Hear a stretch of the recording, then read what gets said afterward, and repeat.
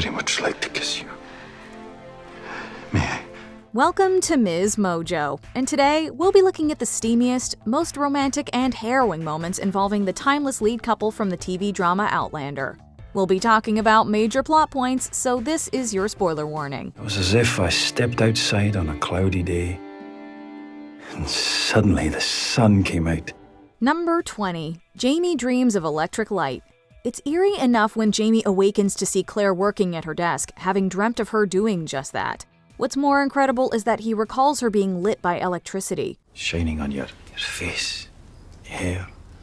It wasn't a candlelight nor firelight. In the 1770s, electric light was still decades away. Jamie's seemingly mundane description reflects how vividly he can understand the future in relation to his time-traveling wife. It may be more than that. I dream of things I haven't seen all the time. Do you not? Yes. Peculiar landscapes or people I don't know. But that's different. In Outlander's pilot episode, a ghostly Jamie observes Clare by a lamp in the 1940s. Fans have thus discussed Jamie's dream as potentially foreshadowing his journey into the future. This scene, featured in the book, may tease one of the show's biggest mysteries, but it's truly a poetic dialogue on its own. I dream of the past. Why would I not dream of the future? Of course you would. Number 19. Jamie prays in Gaelic.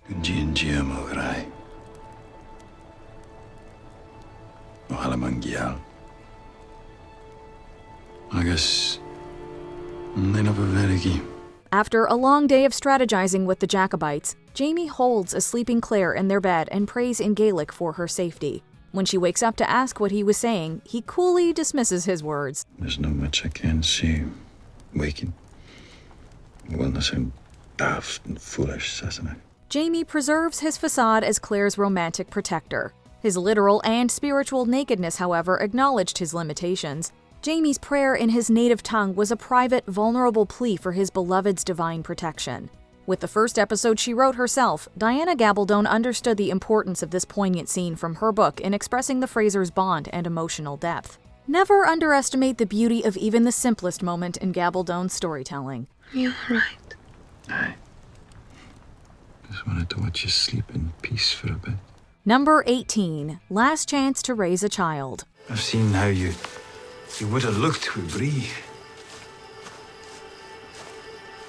I thought maybe this might be the last chance for us to raise a bairn together. The Frasers need some reprieve after Fanny Beardsley leaves her newborn in their care. Jamie shows off his dance moves at a Brownsville militia gathering, then walks through the woods with Clare. Where are you taking me? Away from prying eyes. Well, I should warn you. My husband's as jealous as he is handsome. Light flirting inevitably turns to a discussion about baby Bonnie. Jamie assures his wife that he's willing to raise the child as their own, only to learn that Bonnie is set to be adopted. His suggestion wasn't entirely for Clare's sake, as Jamie never got to raise his daughter or illegitimate son. I have no life but you, Clare. But if you wanted another child, I thought then perhaps I might give you one. One that you wouldn't have to suffer carrying. Clare, in turn, assures him that she's happy with their life together and with Brianna's own family. With that, this moonlit heart-to-heart subtly rounds out the joy that the Frasers' familial hardship has brought them to. I am grateful. Every day we have. As am I. Number 17. Confirming total honesty. It was him. What? What? Jamie is a pariah around Fraser's Ridge after Malva Christie falsely accuses him of being the father of her child.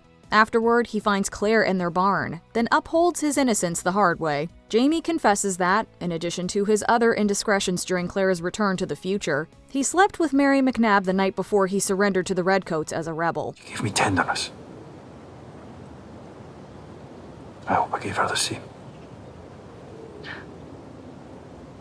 Sure you gave her tenderness. I know you did. Clare understands his need for connection at that desperate time, but asserts that Jamie has nothing to prove. She trusts that he would never jeopardize their family by cheating with Malva. It was a cathartic exchange for a couple that has had a complicated marriage, but will always stand by one another. What do we do now? Find out the truth, if we can. Number 16. Jamie threatens Clare in front of John Grey. Before William John Grey became the Frasers' dearest English ally, they met under hilariously harrowing circumstances. The 16-year-old soldier doesn't bend to interrogation after he attempts to ambush Jacobite leader Red Jamie. Clare thus steps in to pose as an English captive. Scottish barbarian! Leave him alone, you sadist. I resisted your advances earlier.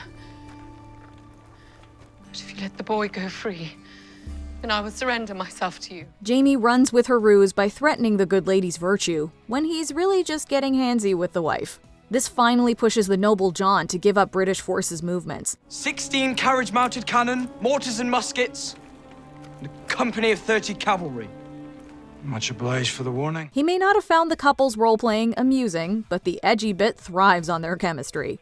Never mind Murtaugh's perfectly awkward expression, it was also the first of many great moments with Lord John, who would more than repay Jamie sparing his life. It would give me great pleasure to think of you having a game now and then. Perhaps you'll teach your nephew. I look forward to it. Number 15. Jamie dispenses harsh justice. Jamie's rescues aren't always romantic or, sadly, punctual. Clare's controversial article about birth control prompts Lionel Brown's gang to abduct and repeatedly assault her. Upon seeing the state of her after catching up, Jamie orders his men to execute the kidnappers. She's bound by an oath. She may not kill for her own life. It is myself that kills for her. And I. And I, milady. It's an uncompromising depiction of the violent moralism of men in this era. Throughout the ordeal, Clare copes by imagining a peaceful life with Jamie in her era. Shaking so hard. It's making my teeth rattle. This juxtaposition illustrates her complicated feelings about the man she loves and the realities of his world. The unusually hard-to-watch reunion marks an important breakthrough in the couple's characterization. Despite Jamie's comforting words after the bloodbath, the traumatized Clare has a long and lonely road to recovery ahead of her. I'm supposed to be shattered like this. Well, I won't be. Number 14. The Healing Touch. A snake bite of all things lands Jamie at death's door. As Clare holds him in what seems to be his final moments, he makes a rather predictable final request. Cold. Assassinate. Touch me. Touch me before I sleep. Thankfully, Brianna later converts the snake's fang into a syringe to administer the penicillin Clare invented. Jamie makes a full recovery without losing his leg. However, he credits his wife's touch the night before with giving him the will to live. It's when you asked me to touch you.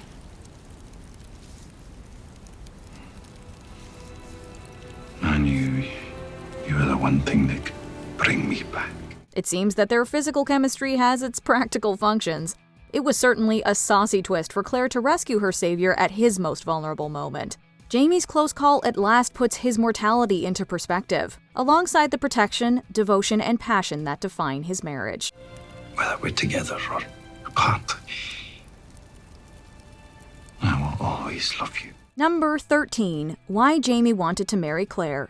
Passing up an opportunity to return to her time, accused witch Clare lays low at Jamie's family home. It takes a while for her to settle into what is now also her home. It took even longer for Jamie to admit that he didn't just marry Clare for her protection. I knew you belonged here.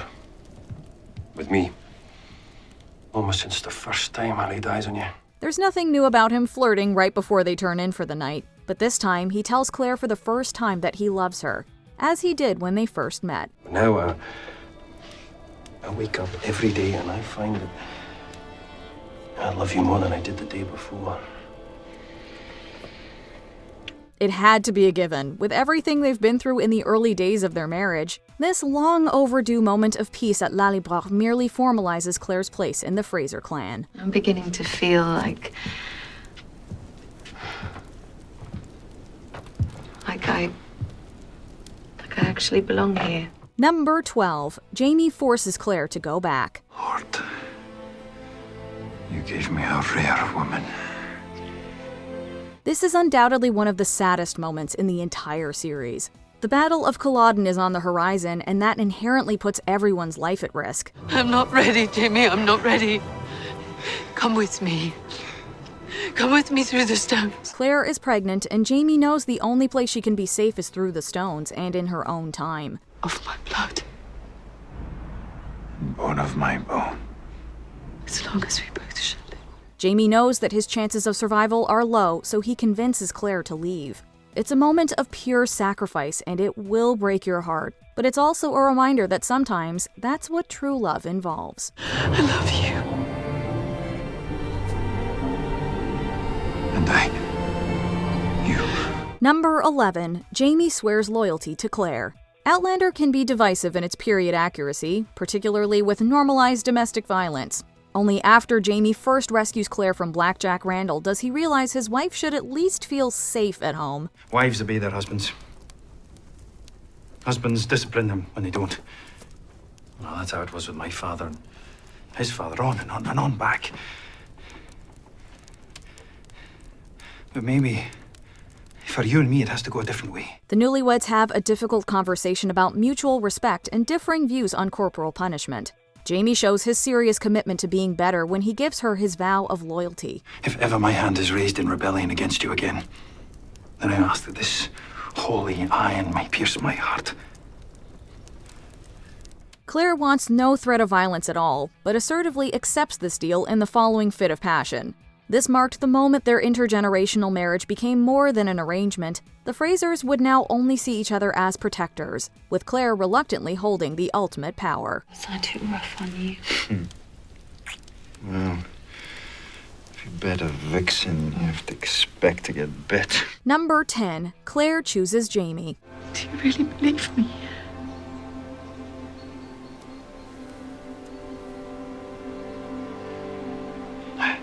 If you love something, set it free. After Clare finally tells Jamie the truth about where she comes from, Jamie takes her back to the stones so that she can go home. Jamie leaves her alone to make her very hard decision: stay in the 18th century or go back to her husband in the 20th. After some serious soul-searching, she follows her heart and chooses Jamie. On your feet, soldier. She goes to find Jamie to tell him the good news and finds him crying. Take me home to Ladbroke. They share a kiss of pure joy that just melts your heart. Wise choice, Clare. Wise choice. Number 9. Clare's new ring. Clare's first wedding ring was simple but personal. I don't need a ring to know how much you love me. No. But it helps. It saw her through 20 years of separation from Jamie, and it had been made from the key to Jamie's childhood home. After the ring was stolen, curse you, Stephen Bonnet, Jamie wanted to make something just as special.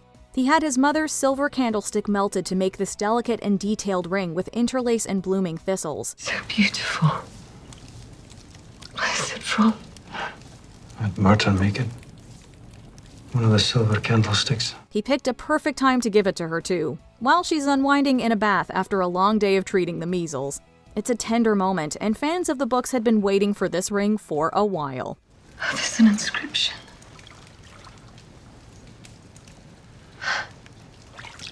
Dami Basia Mine. Give me 1,000 kisses. Number 8. Jamie saves Clare from the witch trials. Is there anyone else in here? Clare always manages to get herself in the worst situations. After Jamie's sent away, Clare soon finds herself accused of witchcraft. I'm the witch! But I'm And you don't need to be a historian to know that things didn't end well for women accused of witchcraft in the 18th century. She's thrown into a hole, goes through a sham of a trial, and is ultimately condemned. An angry mob surrounds Clare. Her clothes are torn and she's being whipped. But just when all hope seems lost, in comes Jamie. Let him go! He fights off the mob with fists, righteous fury, and 2 swords to get his wife out of there. The first man forward will be the first man down. It's after this that Clare finally tells him everything. And yeah, we'd say he earned the truth. Number 7. The wedding. Now this may not have been the perfect wedding, what with Clare being rushed into it to save herself from the redcoats and all, but it's their wedding, and it's perfect in its own special way. Till death us do part. I, Clare, Elizabeth Beecham, take thee, James. First of all, look at that dress. The shape, the color, and the metallic details are just amazing. Jamie planned the entire event to make it perfect for Clare, with a little help from his friends, including finding a last-minute wedding dress and having a ring made. He walks her through the Scottish ceremony with such tenderness that you can literally see her falling more in love with the kind-hearted Scot with each passing second.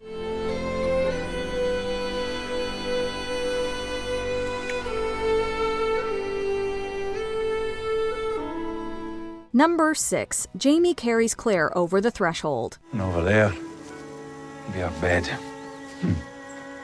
Facing east, so we can watch every sunrise. Jamie and Clare are no strangers to starting over. Between running from the law and fires, they've done it before. A shipwreck takes them to the New World where they have to build everything with their own 2 hands. When their cabin on Fraser's Ridge is nothing more than a frame, Jamie takes Clare on a tour and shares his vision for their new home. And over here, a wee pantry and a hearth. And I'll perform a hearth blessing. Ever the romantic, Jamie swoops her up and carries her over the threshold. What are you doing? Carrying my wife over the threshold. This moment reminds us that so long as they have each other, they have everything they need. Number 5. Carrying it together. I don't deserve your mercy, so I'll not ask for it. But will you at least let me give you comfort? The Frasers' exile in France comes to a bitter conclusion. While Jamie is arrested for dueling, his and Clare's baby is stillborn. Clare then secures a royal pardon for her husband by sleeping with the king and holding a witch trial that kills a friend. The couple have much to discuss when they reunite, but Jamie is remarkably understanding of his wife's trauma. The only way we can live with it is to carry it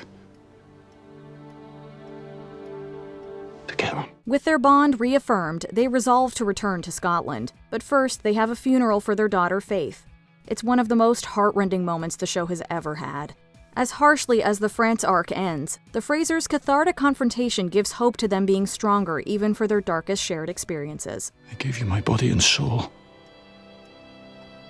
till our life shall be done.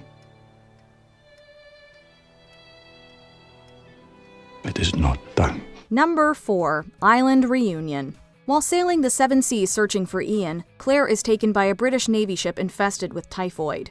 Jamie is helpless to save her, but Clare is a resourceful badass and takes care of herself.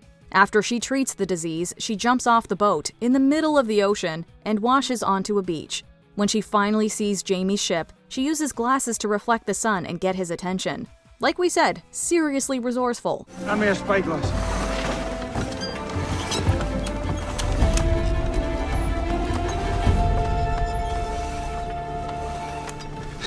Once he spots her, he gets to shore and they run across the beach to each other and hug.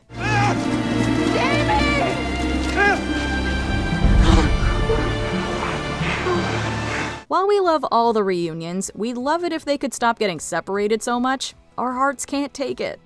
Number 3. Clare helps Jamie through trauma.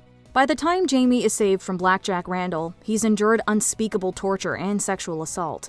The shame is so great that Jamie resolves to end it all, until Clare aggressively forces him to open up about what Randall did. This allows Jamie to face his trauma with his wife's guidance. No, he broke me. He broke me, Claire. He knew it, we both did. You belong to no one else but me. And I belong to you. And nothing will ever change that. It was a vulnerable, empathetic resolution to all the violence in Season 1, but the first time Clare saved Jamie's life is more intense than any of his swashbuckling rescues. How can you have me like this? I will have you any way I can. Always. It may just be one of the most painful, yet important moments in Outlander's gender dynamics. As the Frasers set sail for France and Clare announces she's pregnant, Jamie is sure he has a reason to live. I never thought I'd be able to see such a thing again, but yes. Yes. Yes, I'm very happy indeed, Sasana. Number 2. The Wedding Night. You have my name, my clan, my family, and if necessary, the protection of my body as well. The wedding itself was pretty unforgettable, but there's something extra special about the wedding night, and we're not just talking about the sex. This is the night that Clare truly lets herself love Jamie. Take off your shirt. I want to look at you. They start off slowly, talking for hours about their family and their childhood. Tell me about your family.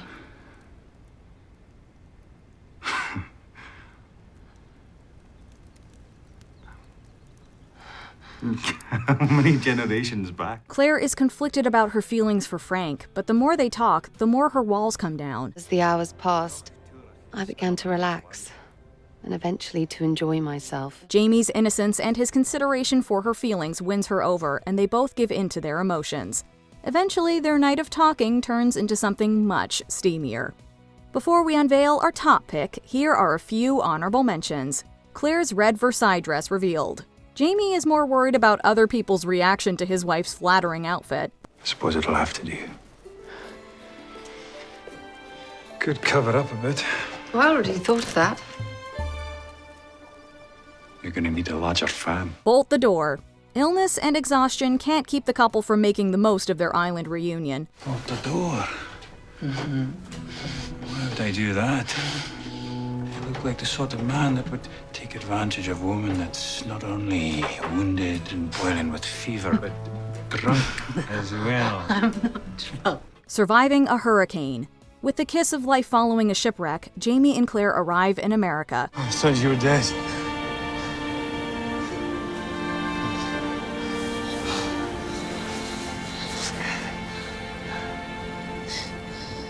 Told you I'd never leave you again. Jamie's birthday. Clare confirms Jamie's vitality at age 50 just before battle. Happy birthday to you. Clare saves Jamie in Saratoga. Clare scolds her husband for his near-fatal exploits, then he thanks her for his life. You scared me, Jamie. For now, money and downer, I thank you for my life. Before we continue, be sure to subscribe to our channel and ring the bell to get notified about our latest videos. You have the option to be notified for occasional videos or all of them. If you're on your phone, make sure you go into your settings and switch on notifications. Number 1. Their reunion after 20 years. Whoever you are, James Fraser. Yes. I do want you. After returning to the 1940s, Clare raised Jamie's baby with Frank and tried to get on with her life.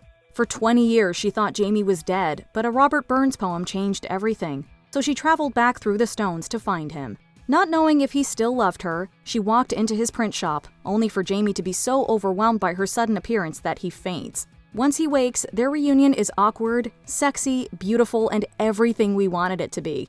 You're real. So are you. They may have only been separated for 5 episodes, but it certainly felt like 20 years to viewers. What Outlander moments do you think are worth traveling back for? Let us know in the comments. Is that what I think it is? Do you agree with our picks? Check out this other recent clip from MsMojo. And be sure to subscribe and ring the bell to be notified about our latest videos.